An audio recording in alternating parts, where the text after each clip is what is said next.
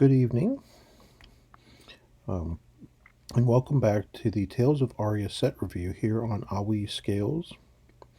Byakko, the Mistwalker, here with you. The set obviously releases on the 24th, next Friday, and this is going to be the last section of this set review. So this is going to be all of the remaining cards.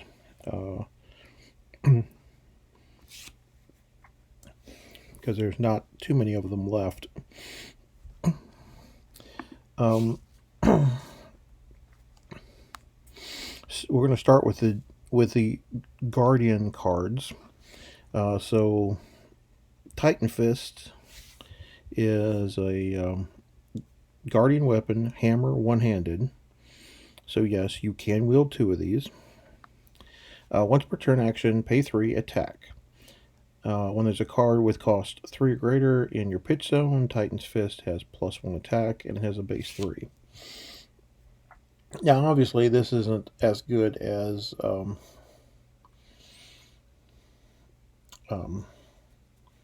Winter's Wail.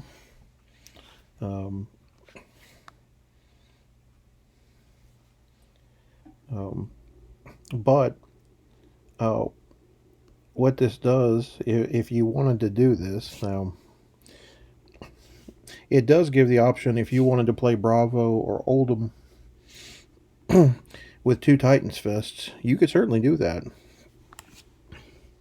And you'd have to find a consistent way to give it go again, but to be able to swing the other one. But obviously, we know what these are for. These are for the fact that they're going to have they can carry an offhand equipment, a shield. Now, obviously, this isn't better than Athenos, right? Because that's a 4 or 6, depending on what you pitched, even though it is two-handed. So the only way that you would run this in Bravo is if you're running the shield, a shield.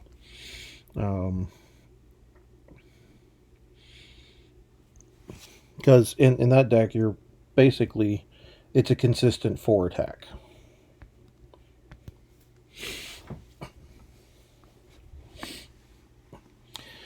Alright, so next up is the Legendary Guardian offhand equipment. Basically, it's a shield. Rampart of the Ram's Head. It has 0 defense, which is curious. But when you defend with this card, you can pay 1. If you do, it gains +1 defense until end of turn.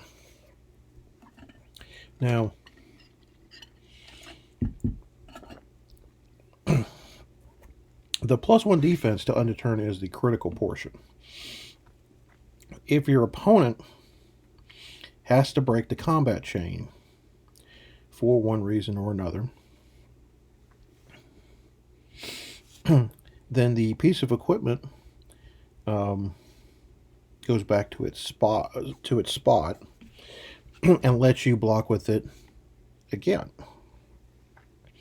So now so if you've used it once and you got it to 1 defense, the next time that you have to block with it and pay resource, it now has 2 defense as long as it's on the same turn. Obviously, the deck that's going to get hurt by this, the absolute most, is Dash. Because the Control Dash matchup was one of those that was absolutely terrible for Guardian, because it would just be constantly shoot. You know, I can shoot you multiple times in a turn. Well, now, if Bravo's gone with the hammer and the Ram's Head for the shield, now the first time he can block 1 of it, he's got extra resources there. And if they shoot the gun again, he can block 2 the second time, because you're going to end up playing an ability or a non-attack action to have to load the gun again before you can shoot, which means it's now back in the where he can use it again. So you have an opponent is playing multiple attacks that are not going to chain together, where they're having to play a non-attack, an attack, non-attack, and attack, or you're breaking up some sections. This could be ridiculously vital to defense. And now the one that was made for sealed and draft. It's fine. It's nothing to write home about. It'll block one damage once, and that's it.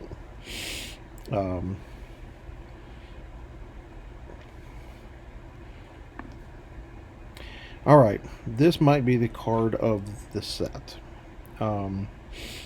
particularly for Guardian. Tear Asunder is a 3-cost, 3-pitch, 3 defense Guardian action. Your next Guardian attack this turn gains +1 attack, dominate, and if this hits a hero, they discard 2 cards. Go again. Oops. So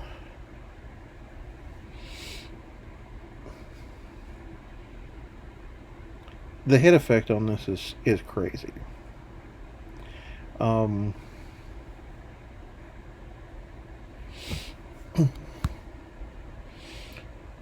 It makes everything a crippling crush.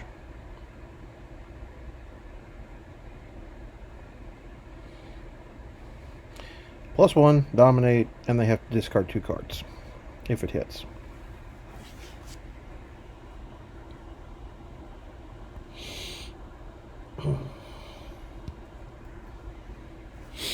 It's in the right color. It pitches for 3. It costs 3, so it matches your curve, and it defends for 3. I don't know if there's a better Guardian card in the set.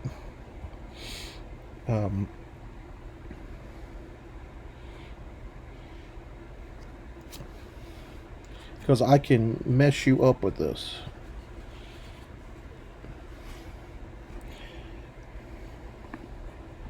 All right, next up is the one I skipped, but I didn't mean, or I went to. I didn't mean to skip it. Embolden. So this costs 4. It comes in all 3 pitch values. When Embolden enters the arena, if you control another non-token aura, draw a card. Non-token is kind of critical there. I'll get to that in a minute. At the beginning of your action phase, destroy Embolden. Then, the next Guardian attack action card you play this turn gains +5 attack. So it costs 4, it defends for 3, and it can give a bonus of 5. Okay.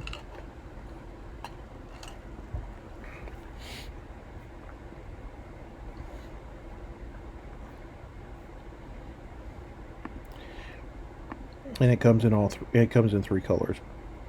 The problem here is it says if you control another non-token aura.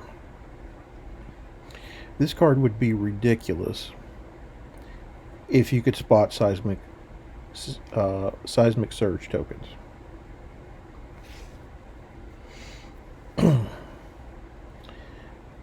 So you can't, obviously, if you want to draw the card.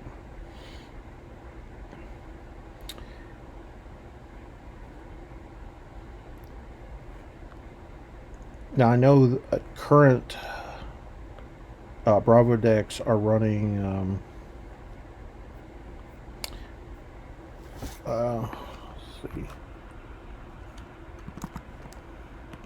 And of course I'm going to blank on the name.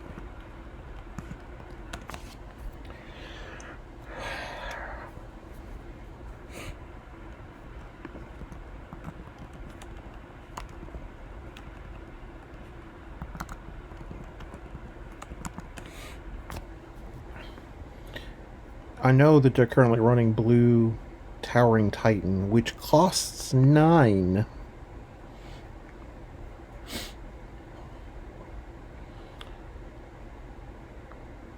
But does buff the attack for 8.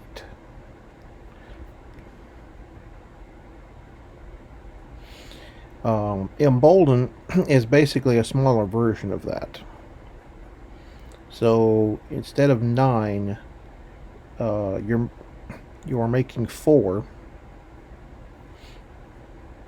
having the option to potentially draw a card if you control another non-token aura, and you have go again. Now,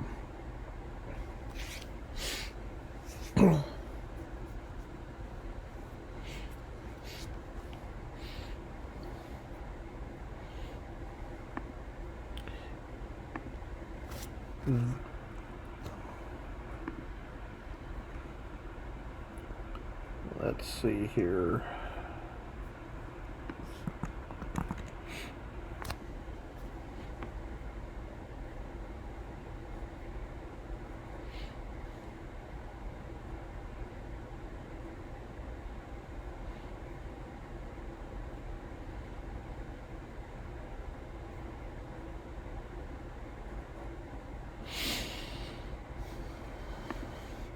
So, I guess there's a few cards. That you could use. You've got Blessings of Deliverance, Emerging Dominance.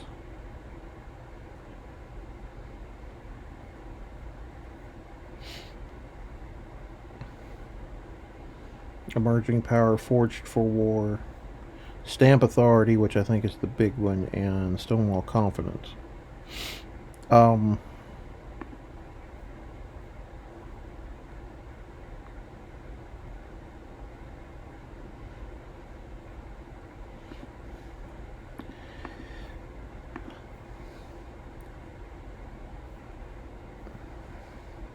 Not all of these have go again, which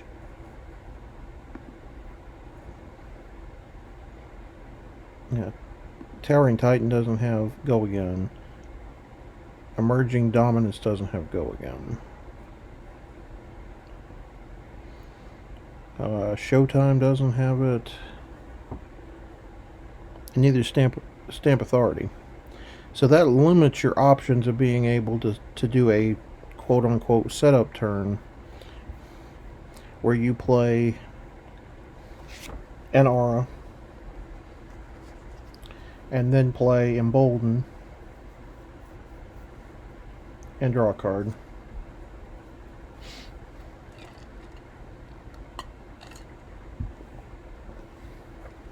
And basically put it down as your aura, put it in your arsenal and draw back up and pass. I think the likely best scenario for Embolden is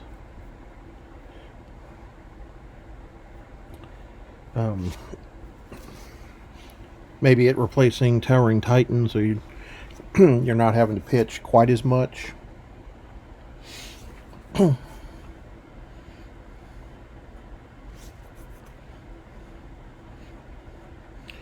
You could pay, for example, you could, this would require a hand of 4 blues, obviously, but you could play this and pitch 6, leaving 2 open. Play this, use Bravo's ability, swing with the Nothos for 6.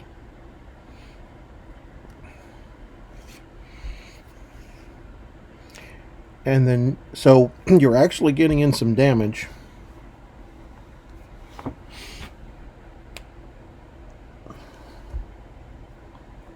And I think Bravo's ability doesn't allow the hammer. Damn it. Oh, goodness gracious. It's been a long week, guys.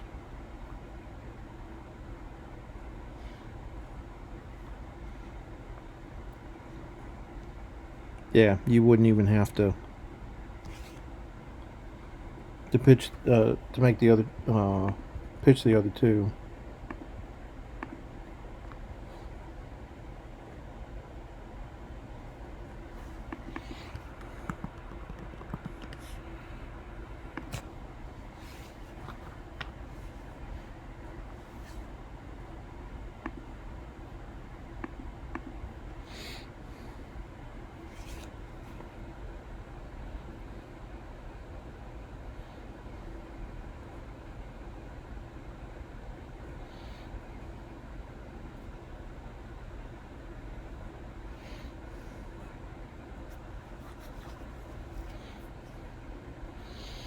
So I guess the best scenario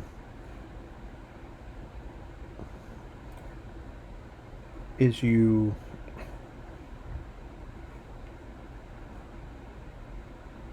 Well, that doesn't work either. Well, you can still play this, and you can still Anothos in one turn,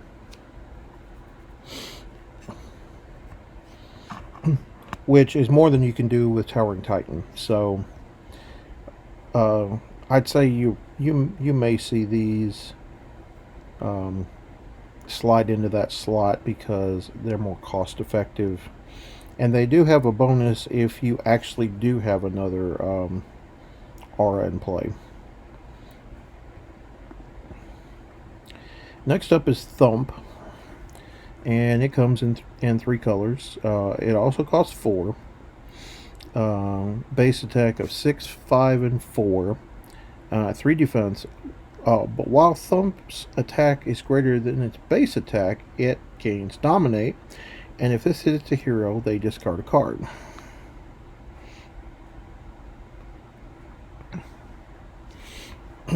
Now, typically,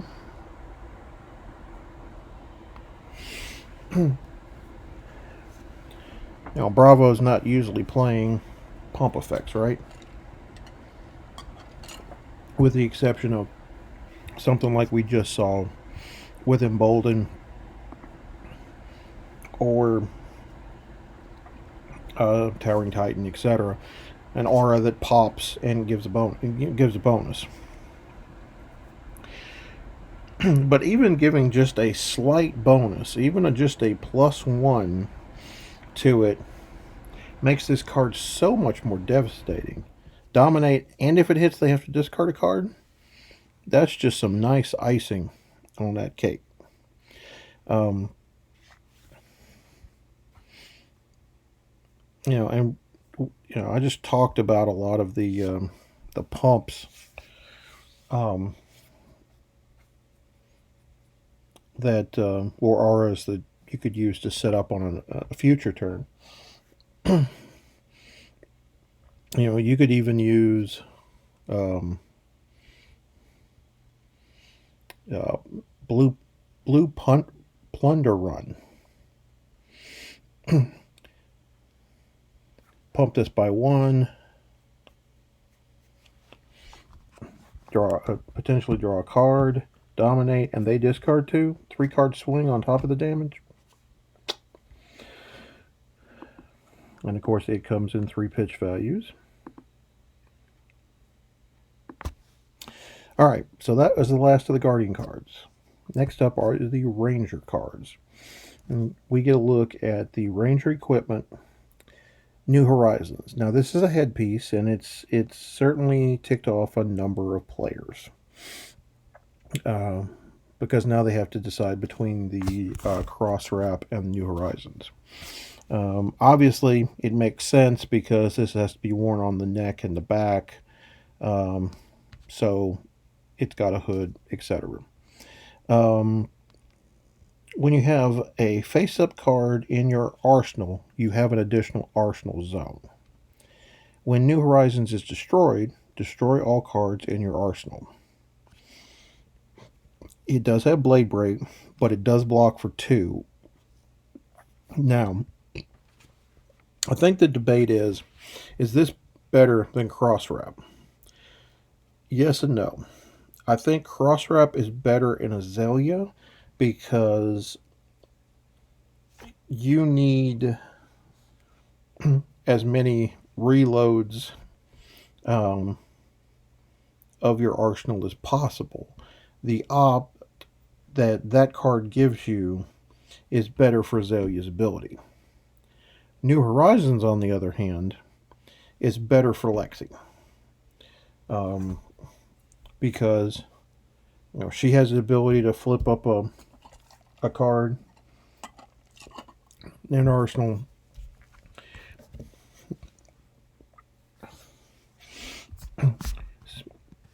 So she's simply revealing cards in arsenal. Um, both of those put cards face up in the arsenal, right? Um,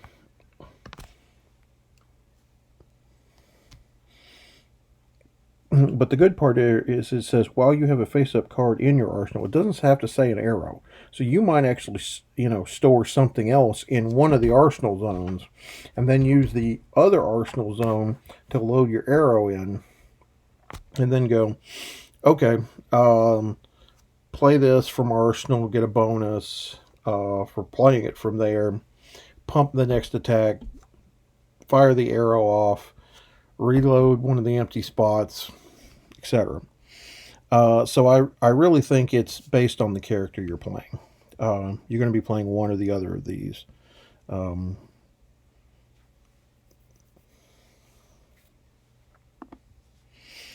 all right, so the common equipment here is also Ranger's equipment, also for the head. Honing Hood. Destroy Honing Hood. Return all cards in your arsenal to your hand. Then put a card from your hand face down into your arsenal. So, again, this is one of those. I had to store something here that I didn't want to put here, or maybe I wanted to put it here and the time has passed to use it. This is a good way to bounce it back to your hand. The other good piece is if you're about to get hit by a Command and Conquer or a mulch, where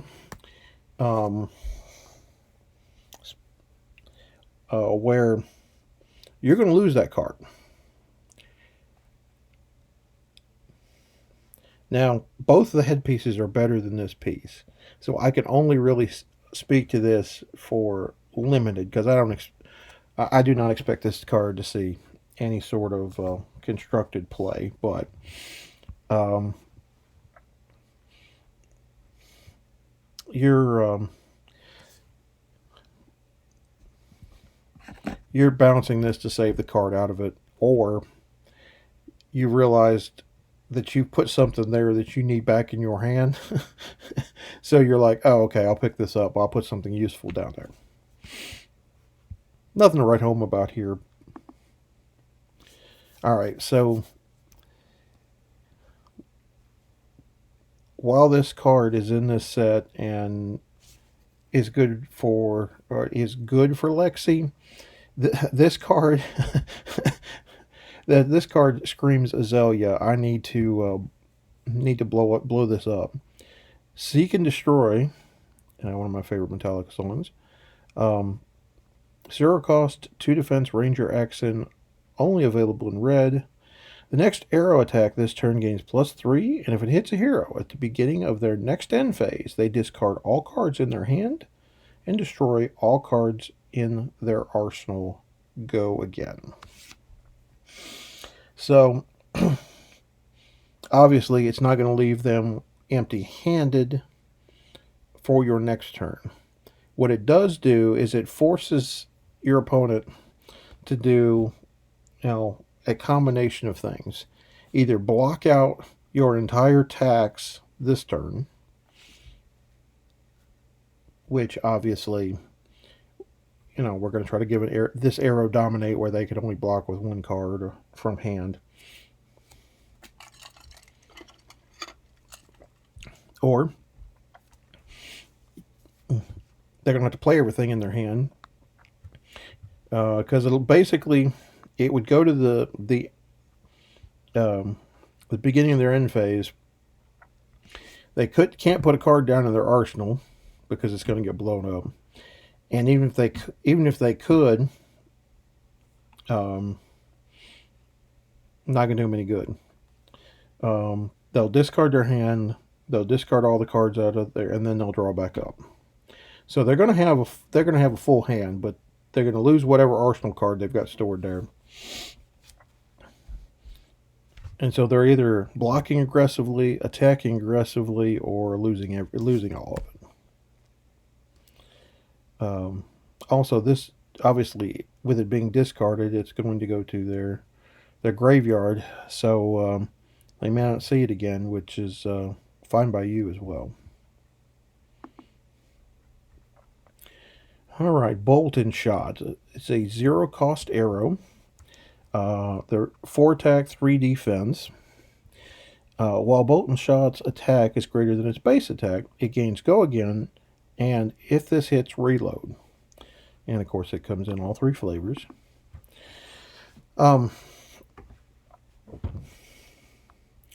So,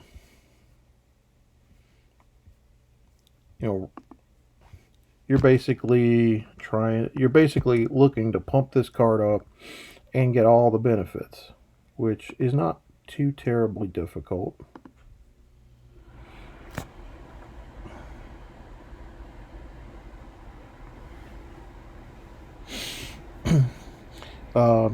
You get the bullseye bracers to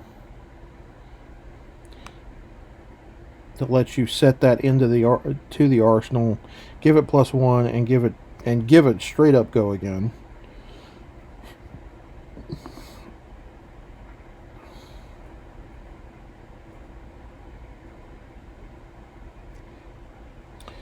Let's see.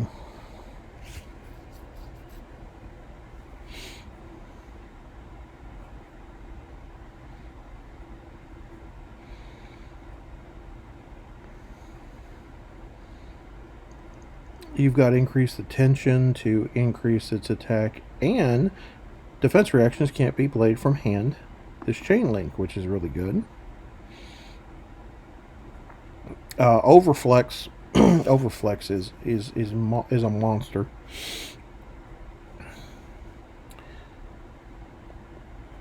Give another bonus, reload, Go Again.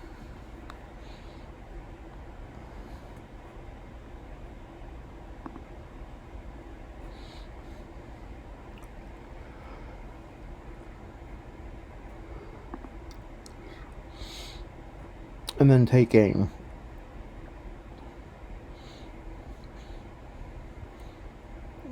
Not counting the elemental cards. So, it being 0, so it's essentially a free card with a built-in Go Again, with a built-in reload if it hits. This is a card you want for the go wide turns, whether you're Lexi or Zelia.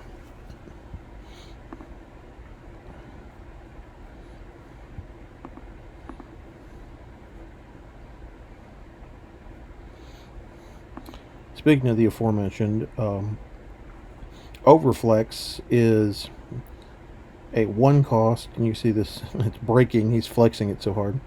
1-cost pump effect, 2 defense.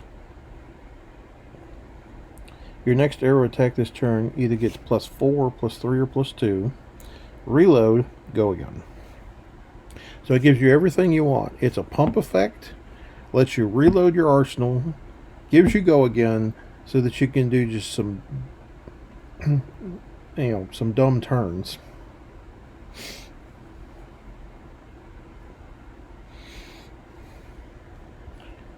This is a very useful ranger pump spell that does everything that you want.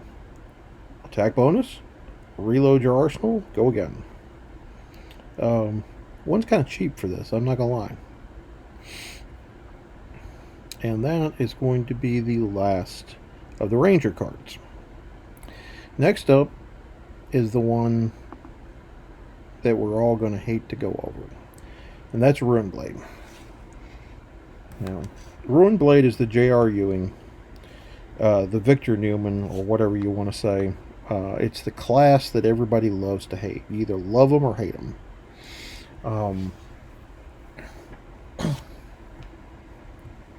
and mostly that is because of chain. I like Briar. I like what Viserai does.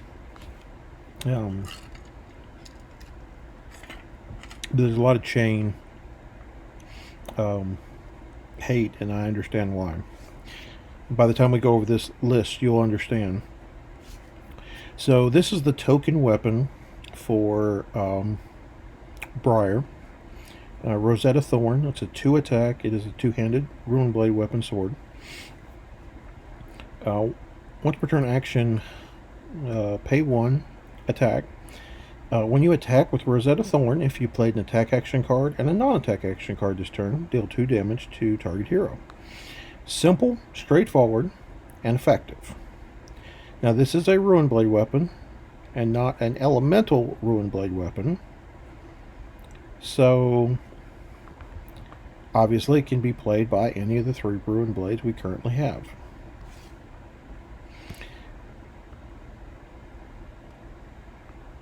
While I think Briar is the best character to use this particular sword with, I think the other classes, the other 2 Runeblades, are going to use the other sword, the one that we're going to hate by the time this is over. Dusk Blade is a majestic Runeblade weapon, sword 2-handed. Once per turn action, pay 1 attack. It has 2 base attack. But when you attack with Dusk Blade, if you played an attack action card and a non-attack action card this turn, put a +1 counter, +1 attack counter on Dusk Blade.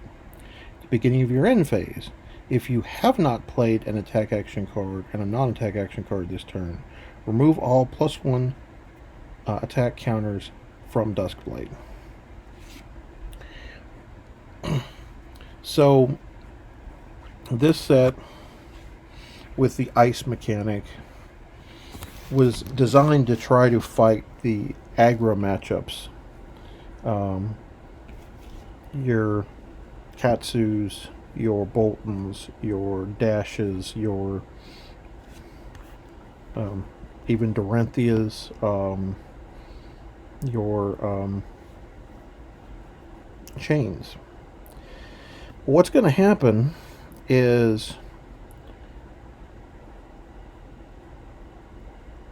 instead of chain being an aggro deck, what's going to happen is it's going to turn into a more mid-range shell deck, where there's going to be more blues in the deck, and he's going to be able to use his soul shackles to make sure he always triggers this ability on this sword every single turn. Every single turn. That's going to be his goal. And he's going to use his banish zone to make sure that he has those particular cards.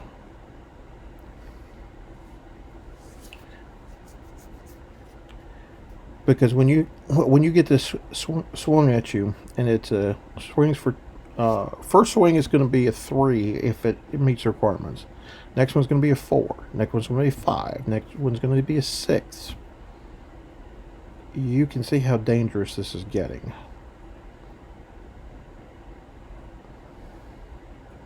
If this is a long game and he's able to continuously trigger this, even if he stops, the Runeblade, or the Runeblade, the count on the Soul Shackle, and he's only flipping like 5 or 6 cards. If he's able to play an attack action and a non-attack action and then swing with the sword, what does it matter? He's hitting you. He's hitting you with a tank, not a sword. Now,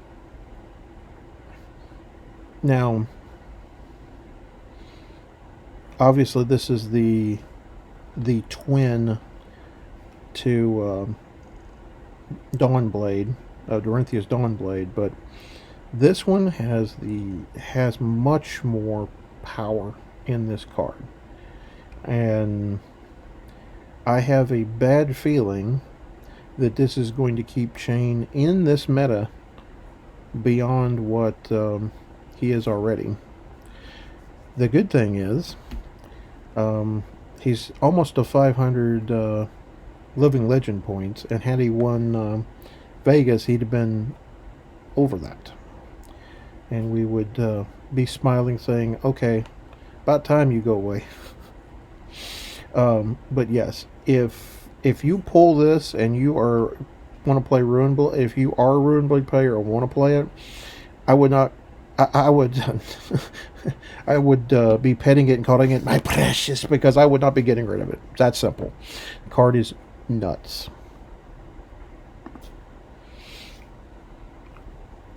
Speaking of nutty Runeblade equipment, Spellbound Creepers is the legendary Runeblade equipment for legs. It has 1 defense, once per turn, instant. Pay 1. Uh, Put a counter on the creepers. You may play your next non-attack action card at this turn as though it were an instant. Activate this ability only if you have attacked or defended with an attack action card this turn. At the beginning of your end phase, destroy spellbound creepers unless you have dealt arcane damage this turn equal to or greater than the number of counters on spellbound creepers. And it has a blade break.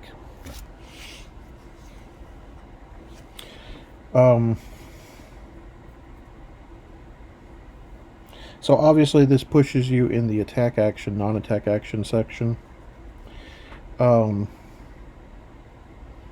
Again,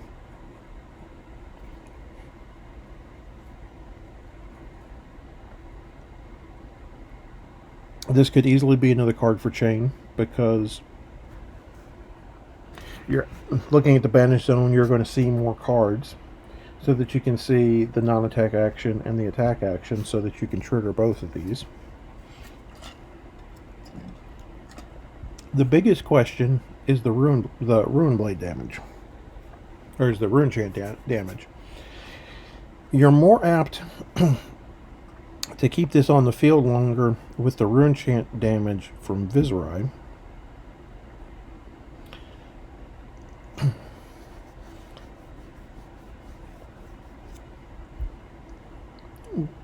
However, you do get those ridiculous turns in Chain where you can deal multiple points of arcane damage in a turn as well.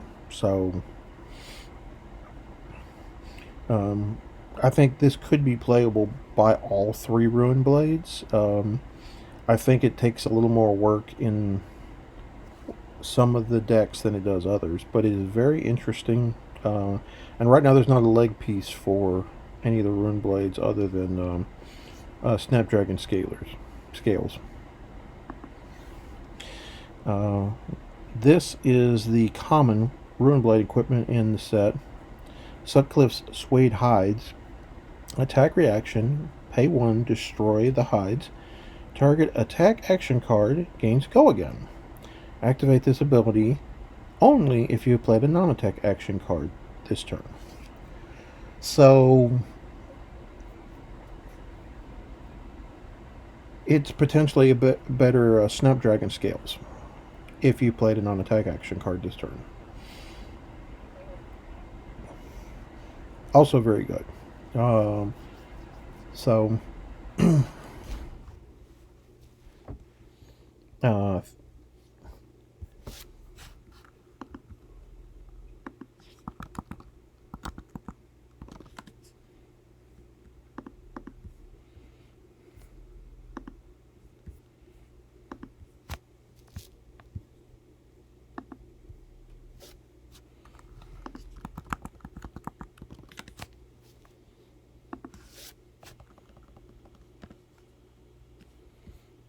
well, dang it.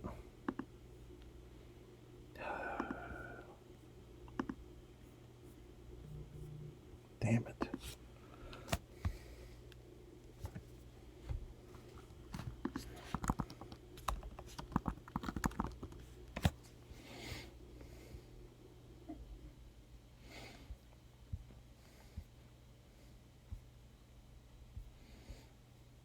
So the other difference is you actually have to pay a resource for this one, where Snapdragon Scalers, you just have to meet the one or less requirement. So it's I guess it's really how you build your deck. If you want to be able to give it to something slightly bigger than one, then you may want this over the Snapdragon Scalers. If you want it on something less, you probably go the cheap route.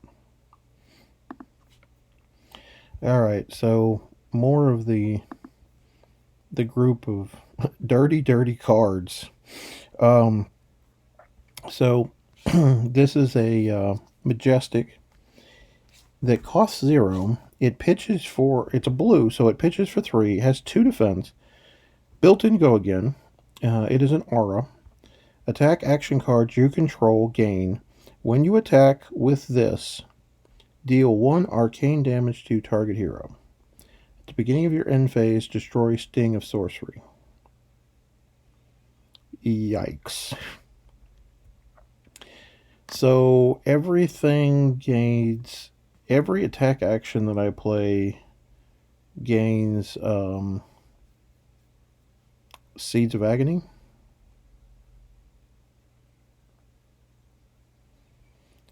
Yuck.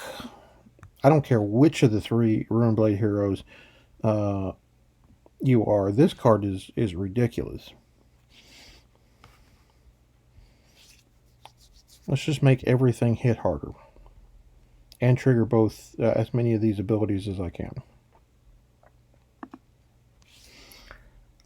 Speaking of dirty tricks, as if we had to think about any other random crap that we have to deal with on an opponent's, while we're attacking. Sigil of Suffering, 0 cost, Runeblade defense reaction, 3 defense base for the red, 2 and 1 for the other colors. Deal 1 arcane damage to the attacking hero. If you have dealt arcane damage this turn, Sigil of Suffering gains +1 defense. So this is basically a sync blow that also deals an arcane damage to the attacking hero. So it's bad enough we have to deal with Steel Blade Shunt. Now we have to deal with Sigil of Suffering.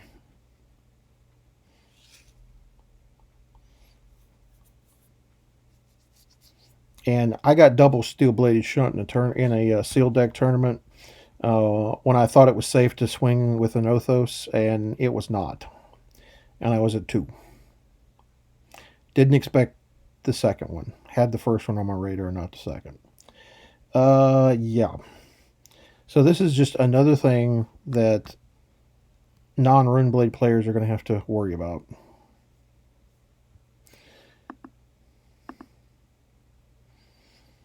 Now, I will say this. The blue and the yellow aren't nearly as good. I mean, the blue will block for 2 if it deals the damage.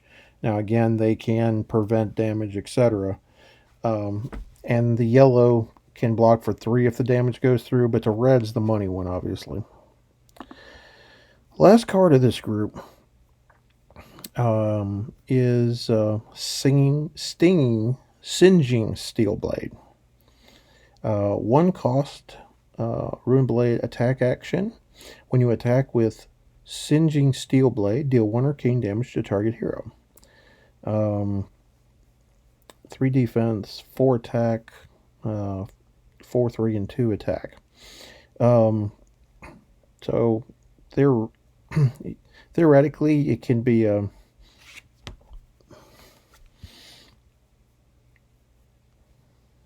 base, 4 physical, 1 arcane. If you're playing Invisori, you also get your Rune Chant pops, which also is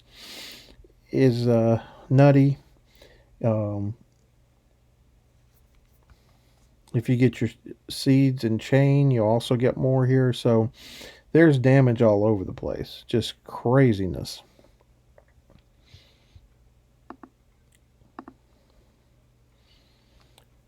I expect the Runeblade cards to be able to go in just about any of the 3 decks.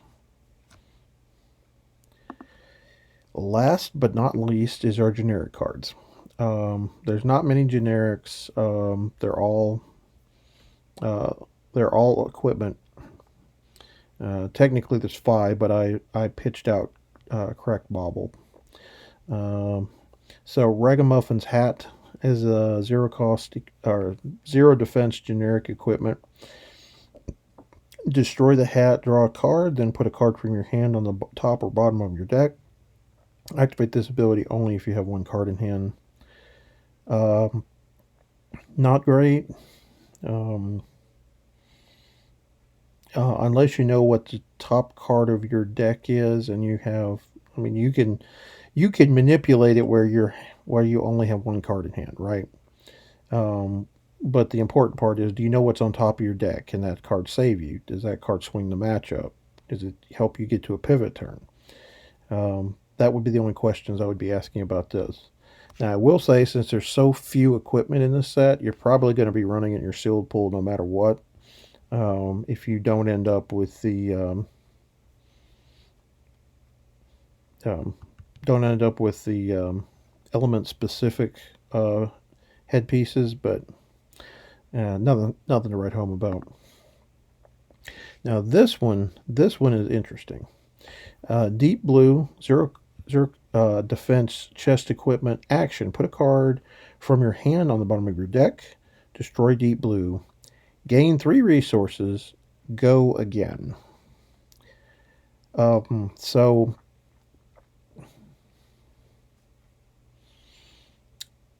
basically, you're trading a card for 3 resources and your chess piece. Now, a card, basically making any card a pitch 3 is kind of interesting. I'll say this: it's not.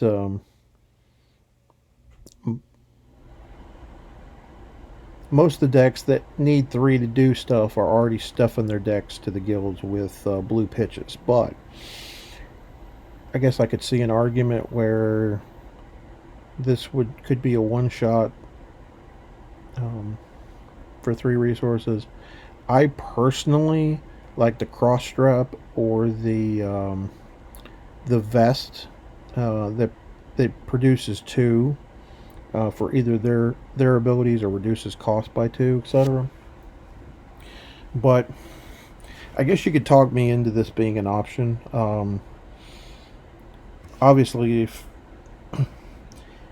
if you are running a better legendary piece of equipment, or then you're probably not playing this at all. But I guess I could see a few decks that you might want to put this into. The card is a steep cost, but it's just basically like you're pitching it for 3. The generic arms equipment is Crackerjack. Destroy Crackerjack. The next attack action you play this turn gains +1 attack. Go again. It's a fine generic piece of equipment. Not anything to write home about. But there are, if you're playing this for limited, I will say it's going to fit very well into a lot of the pieces that say, did you buff me? I get a bonus. So it has that going for it.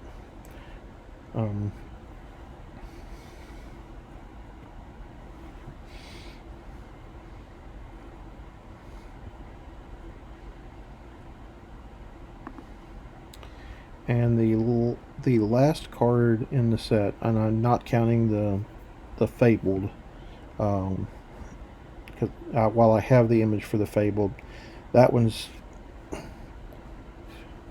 I'm going to let you guys play with on your own. But the last piece of equipment is legs. It's Runaways. As an instant, you can destroy it and prevent the next 1 damage that would be dealt to your hero this turn. Activate this ability only if your hero has been dealt damage this turn. So in seal deck play, it's there to save you some damage, some arcane damage. Maybe you've been hit by arcane damage and you can prevent another one. Um, it's nothing to write home about. I don't particularly. The only one that I kind of see that might see some constructed worthy play is Deep Blue, and that's it. These others are meh. Um,